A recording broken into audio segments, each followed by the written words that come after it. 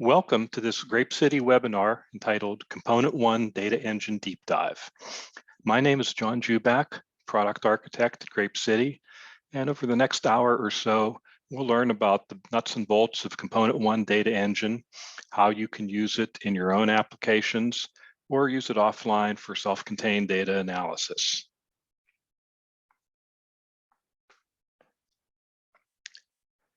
If you're not already familiar with ComponentOne DataEngine, it's part of ComponentOne Studio Enterprise, and it's a cross-platform .NET standard library for data analytics. One of the benefits is that it's a low footprint library, and it works very well with large data sets, partly due to its column-oriented storage model and its use of memory mapped file technology to process data efficiently. You can get data into the system from SQL Server or any data source that supports the DB connection, DB command protocol, or from a collection of strongly typed objects. You can programmatically create queries to do grouping, joining, filters, and aggregating the underlying data. Access the query results either as an in-memory list or as a persistent memory mapped file. DataEngine also includes a set of convenient APIs for file export or for creating strongly typed collection of objects for data binding. In addition to NuGet packages that provide libraries, it also includes a visual tool and also a command line interface for performing simple operations. And again, if you're a Studio Enterprise user, you already have access to ComponentOne DataEngine. And we've recently released a couple of new additions. One is the Data Services edition, which includes DataEngine, Data Connector, a text parser, and other service components. And there's also a WinForms Data Services edition that combines the data services products with the WinForms UI controls. So a little bit of background about where DataEngine came from. It was originally developed as core technology to support other products in Studio Enterprise, namely the graphical FlexPivot control for WinForms and WPF. And it's also used in the Web API product to surface data sources, either from a SQL Server or SQL Server Analysis Services cubes. Well, why would you want to use DataEngine? Well, it's a cross-platform technology. So if you need to develop .NET applications that run on Windows, Mac OS, or Linux, it fits right in there.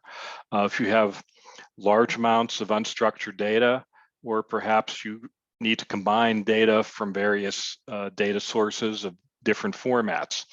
So again, it will support importing data from SQL Server using the system data SQL client assembly. Or if you need to connect to an Oracle data source, you can use the Oracle Managed Data Access Core package. You might also have text in the form of CSV, JSON, or log files, and you can use any means necessary to convert those to an IEnumerable and get the collection of IEnumerable objects into the system.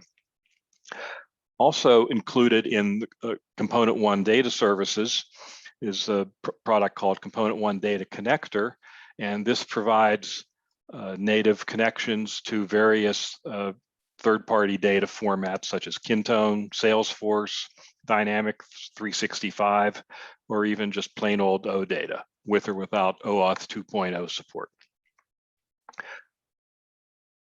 Even if you don't use DataEngine in your own applications, it's also handy to use as a self-contained analytics tool. One of the reasons you might want to do this is to avoid, say, Power BI licenses or repeated queries run on a server that might be metered usage as part of your subscription.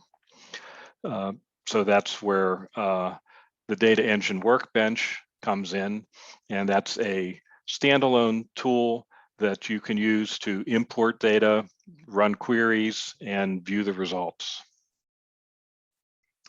So let's briefly go over some of the fundamentals of data engine.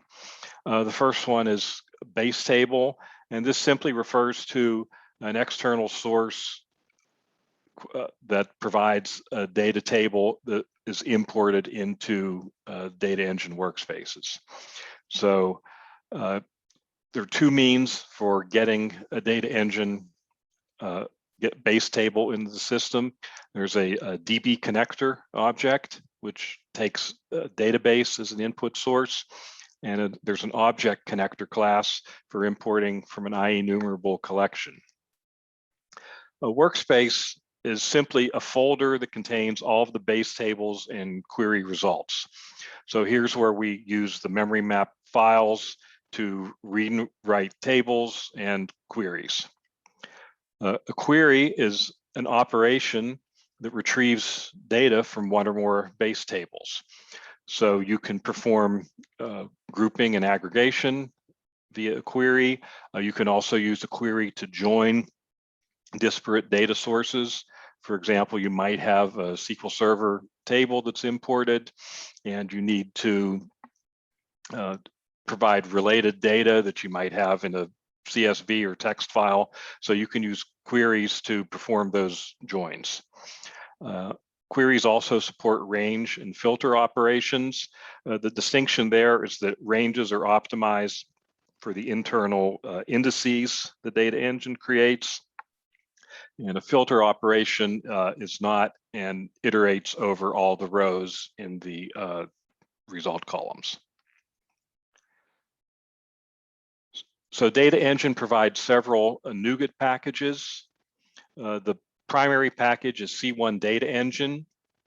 So this is what you would use to create a new workspace or initialize an existing one, importing base tables, executing queries and joins, and also retrieving table data and query results in the form of an interface called iDataList.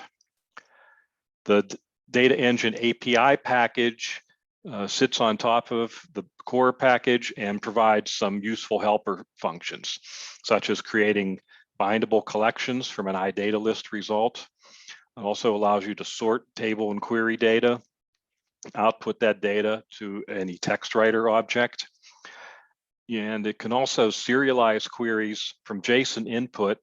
So you may have an ASP.NET Core application, and this would allow you to do ad hoc queries.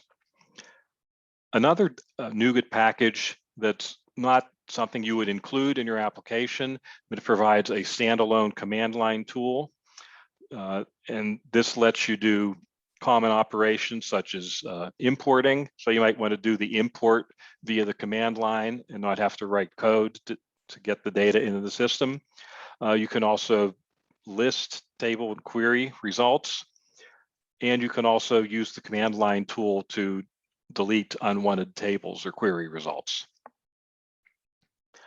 There's a fourth NuGet package that I really won't have time to get into today, but this is the Pivot Engine package that sits on top of the Data Engine Core package, and it provides APIs for constructing pivot table views from a data source.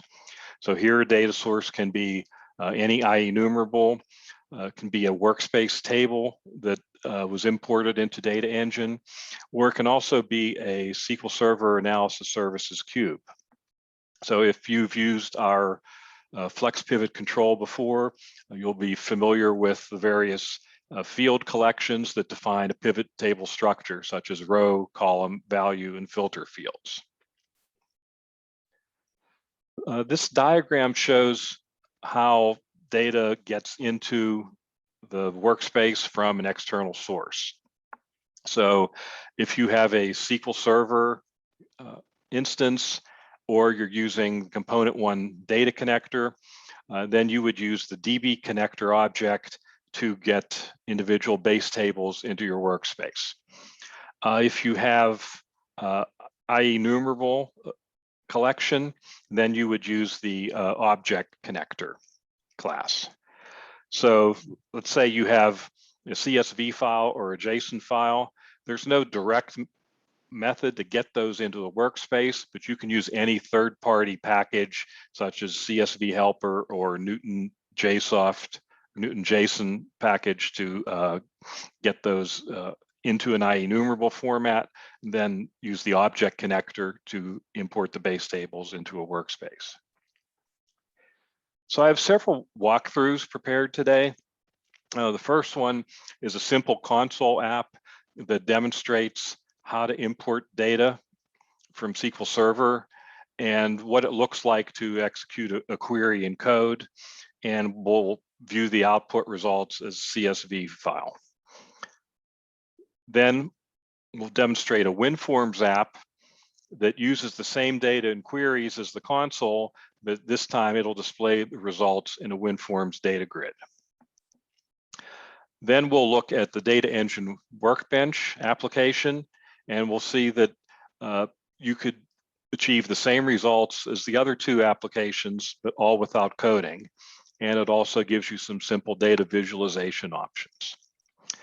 Finally, we'll look at a Blazor server app that imports data from a CSV file that's 0.7 gigabytes in size, has slightly less than 500,000 rows, and we'll show how we can do ad hoc queries using the Runtime Query API. So now let's bring up Visual Studio Code.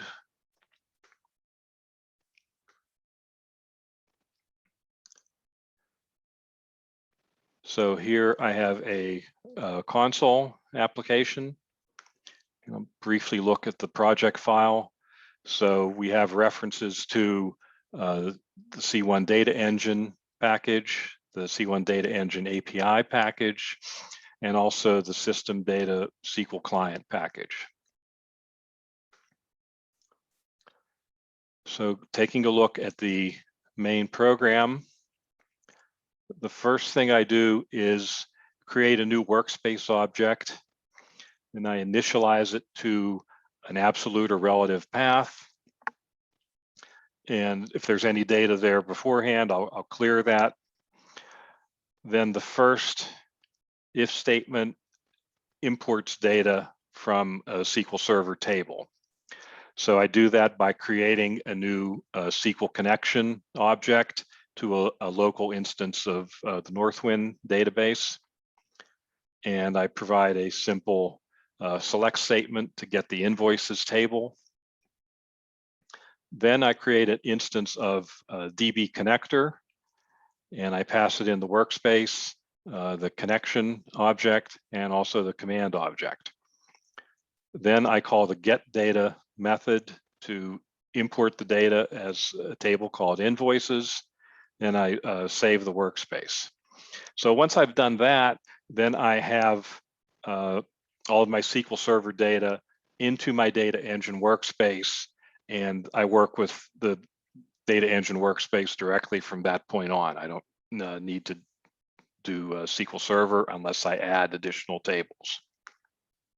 For the purpose of this exercise, I will add one more table, the products table. And similar to what I did with invoices, except I have a slightly more complicated query so that I can do a join that gets me the category name directly into the products table that I'm importing. So now that I have two tables imported into my workspace, then we'll take a look at what a query looks like.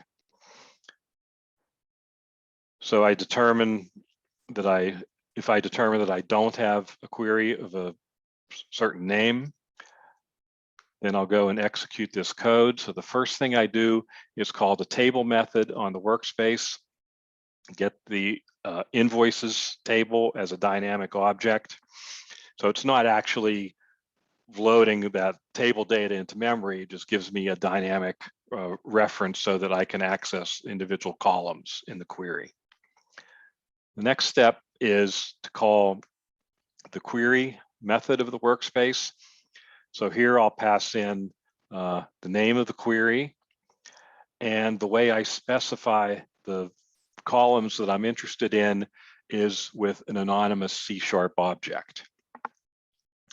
So the first item in my C# object is the country field from my invoices table. Then I'm going to create another entity called total.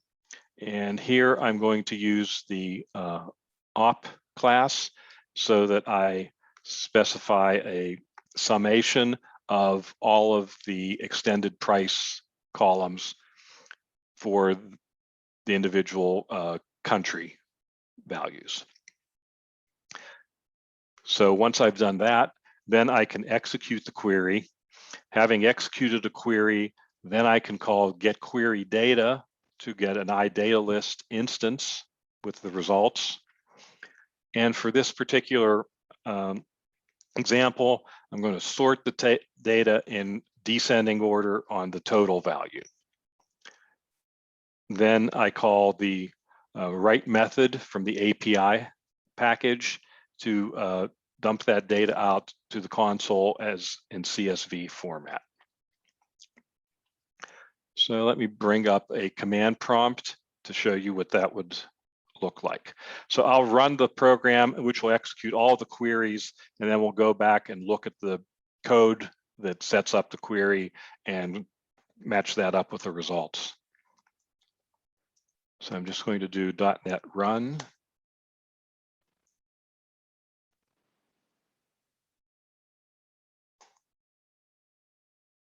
And I have a new version. There we go. Okay, we see that we've imported 2,155 rows of invoices, 77 rows of products.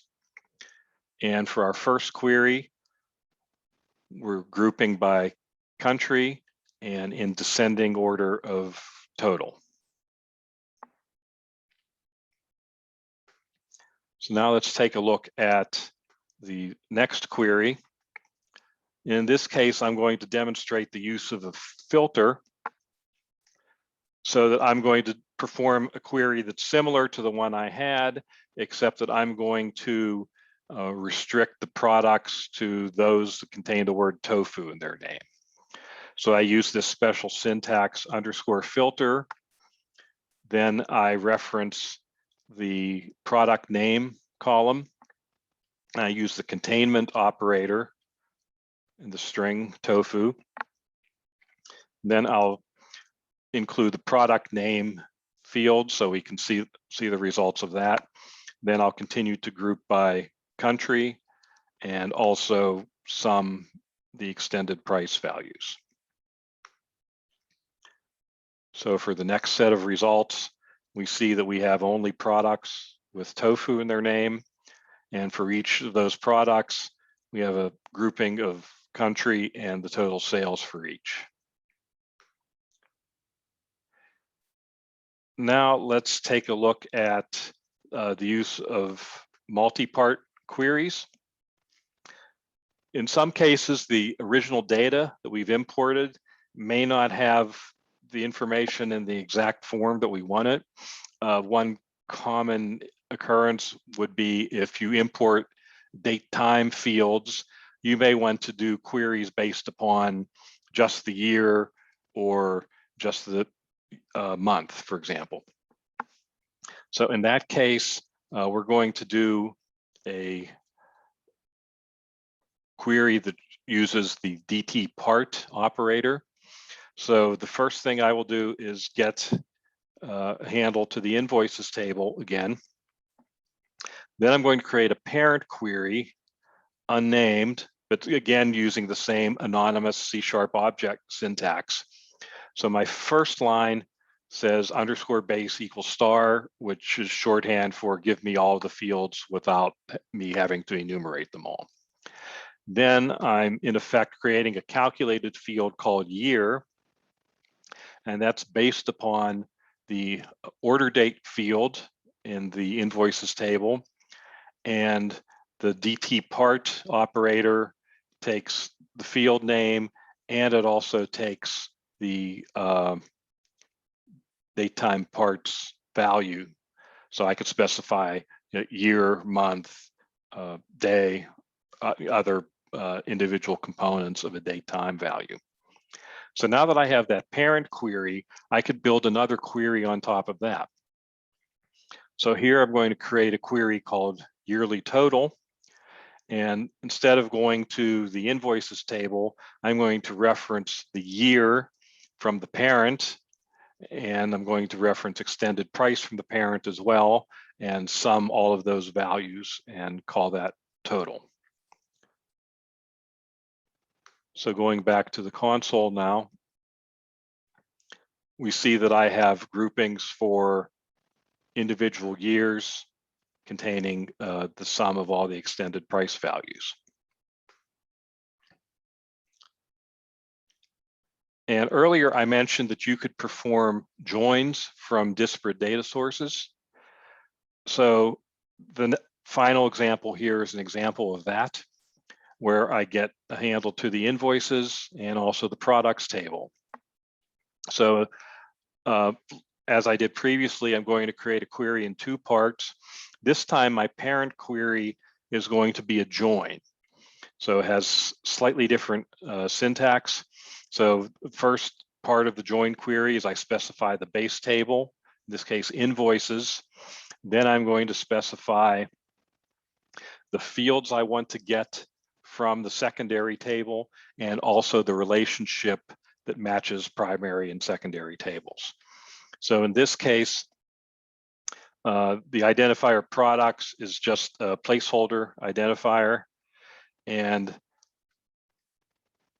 on the left side of the vertical bar, I specify the fields from the products table that I want to include in my result query. So all I really need here is the category name. And on the right side of the vertical bar, I specify the relationship. So in this case, the product ID field from the invoices is mapped to the product ID field from the products table. So now that I've specified a join, I can create a subordinate query based upon that join. So I'm going to take the category name as my first grouping, and again, sum of the extended price values.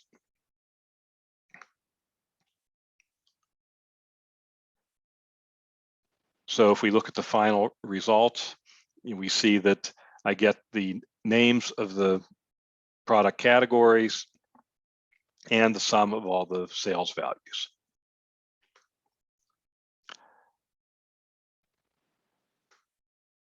So now let's move on to the WinForms example. Again, I'm going to use the same packages that I used in the console, except that now you could see that this is the target framework is Net 5.0 Windows, and I'm setting use Windows Forms to true.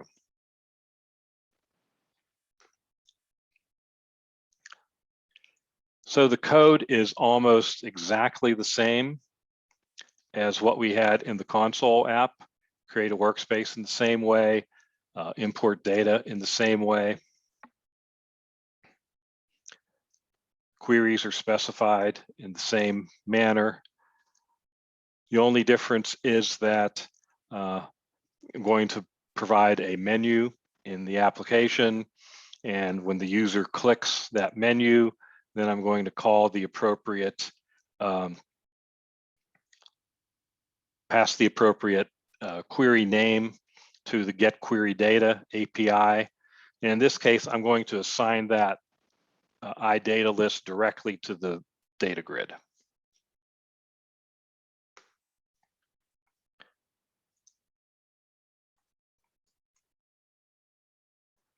So I'll go to the desktop folder, and again, I'll do .NET Run.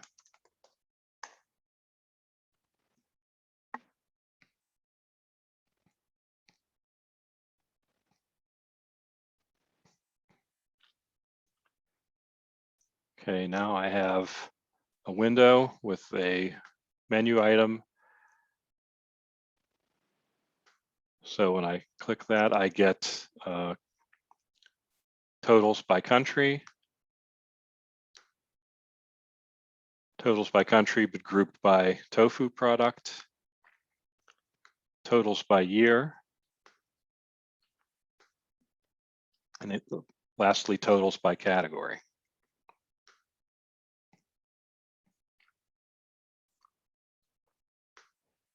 So we've seen how we could take familiar Northwind data and get it into DataEngine and run some queries. And honestly, that's something you could have done with SQL Server, but I just wanted to use a familiar sample of data and just to show what SQL concepts you're familiar with map into the same concepts in DataEngine. Now let's take a look at a more complex example. But before I do that, I wanted to demonstrate the DataEngine Workbench tool. So I've predefined a workspace that mirrors the examples that we've already seen. So here are the same queries. We had totals by category, totals by country, products with tofu in them, grouped by country, and also yearly totals. So let's take a look at first the base table.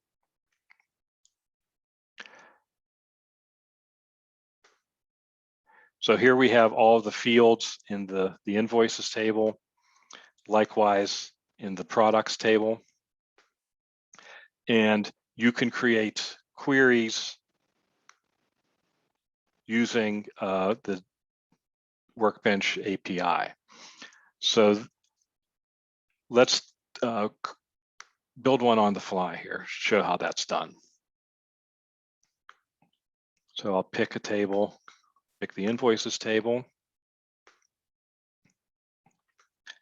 And this time I want to create a grouping on the salesperson. And I'll add another column. And just to keep things familiar, I'll pick extended price. And I can give that an alias. And I could pick the aggregate operator to use.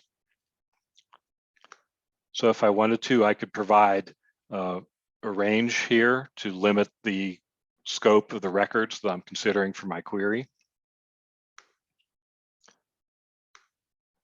And finally, I'll give the query a name.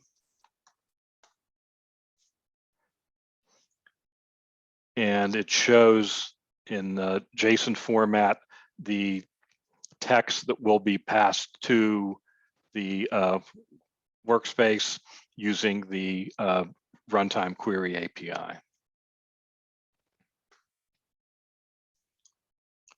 So now I create a query called employee sales.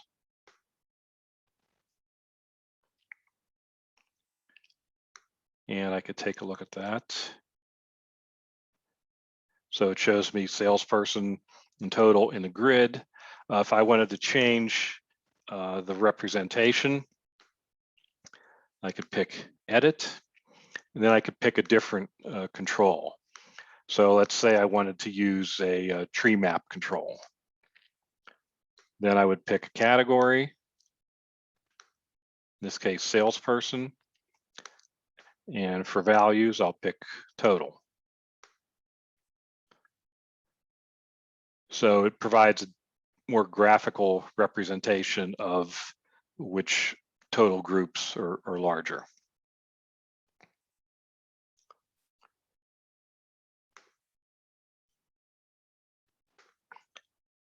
Okay, so now let's move on to our final demo, which is a Blazor project.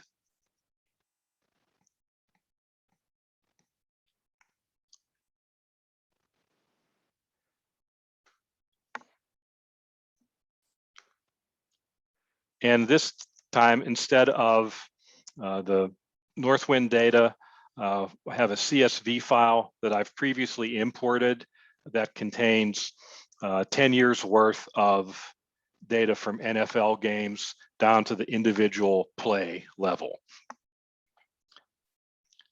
So it would take about 3 minutes to import that. So I've done that offline. So we can look at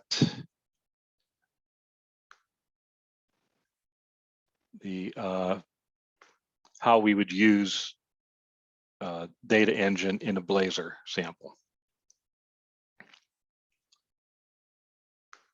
So let's take a look at the query service that I've created. So I have a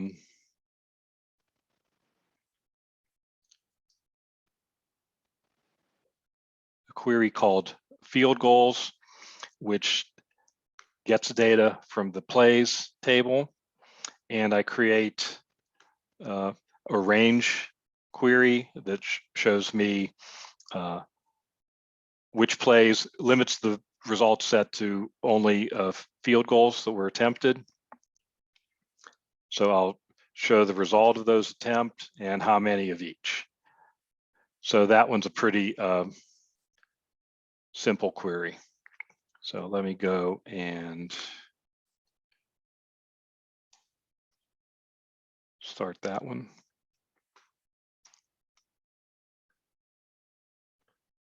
I'll just open a terminal window and start it here.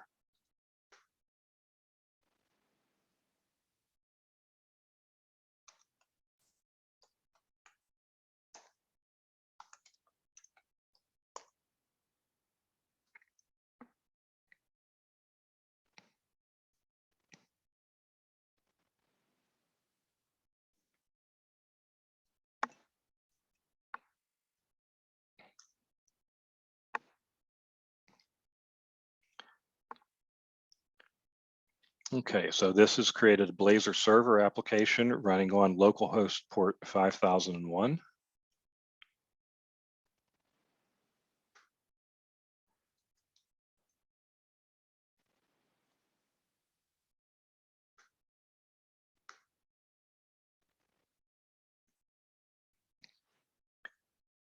Okay, so if I look at the field goals result set, just tells me how many were made, how many missed, how many blocked.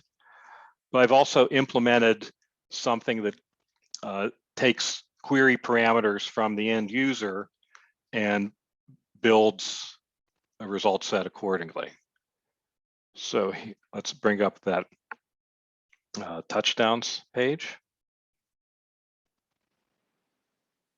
Okay. So here I have divided the plays into several categories: passing, rushing, or receiving, all teams, or specifying an individual team. So this is the 10-year period from 2009 to 2018. So if I change from passing to rushing, it gives me a different set of players.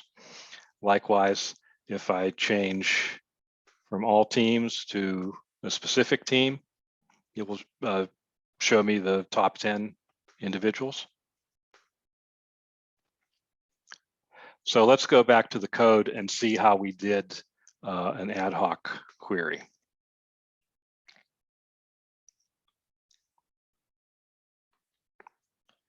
So in our first simple example, well, we use the anonymous C# object to specify the query parameters. But you can't really do that if you're going to get input from the end user. So to work around that problem, we use the runtime query API that comes in the C1 DataEngine API package. So I start by, well, first I define this get touchdowns async method, and it's parameterized based on play category and team, where if category is null, then I default to passing statistics. And if team is null, then I default to all teams and I don't narrow the result down. So I begin with a blank runtime query object, and I create some empty collections that I'm going to fill out based upon what the user specified. So in any event, I'm always going to add my one base table plays to the query. And I'm going to define my first grouping column as the individual player.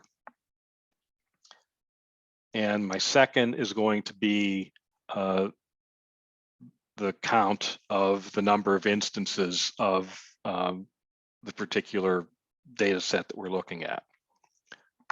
So I'm going to add a range condition. So what I'm going to do is set a range expression where the value begins with numeral 1. Then I'm going to add a range condition based on that expression value. Here I'm going to add the team if it's specified. So if there's no team, I just bypass this. Otherwise, I'll add another range expression where the field in question begins with the team value. Then I populate the arrays of the query object. Then once I'm ready to execute, I call the create query from runtime query API, pass it the workspace and my runtime query. Then I execute it just like I normally would. Then when that's done, then I return the result as a list of objects by calling this get query result sorted method that I define at the top of the file. So again, that just performs a simple get query data based on the name, just like I did in the console app. Sort in ascending order or descending order, depending upon what the parameter is. Then to get a list of strongly typed objects, I call the class factory API, and I take my data list result, and that will give me a list of strongly typed objects that I could bind to into my Razor page. So if I look at the Razor page itself, so here's my combo box where I get the input from the user for the category, where I get the input from the user from the individual teams. And I display the results in a Blazor table. So for each element in my result set, I display the player's name and also the number of items of a particular category that he's achieved. So whenever an end user makes a change to one of those combo boxes, I get the appropriate value and I call the touchdown service, passing in the results that the user provides. And when the page first runs, I just call the async method without any arguments, so it displays the default set of values.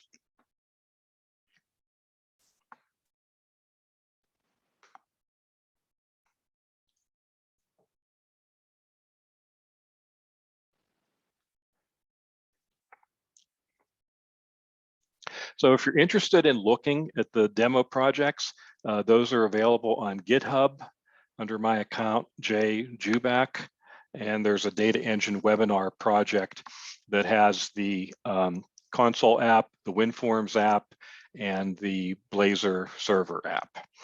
To get the data for the Blazor server app, you do have to create an account on kaggle.com.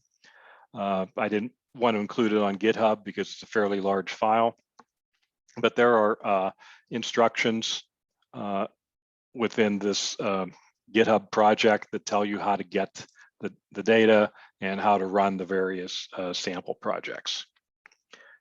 So If you're interested in pursuing it further, please have a look at my GitHub, and you can also download a trial version of ComponentOne Studio Enterprise or one of the data services editions, and that would give you everything that you need, including additional samples to get familiar with DataEngine and try it out for yourself to see whether it might be useful for your applications. So thank you for watching this webinar, and have a good rest of your day.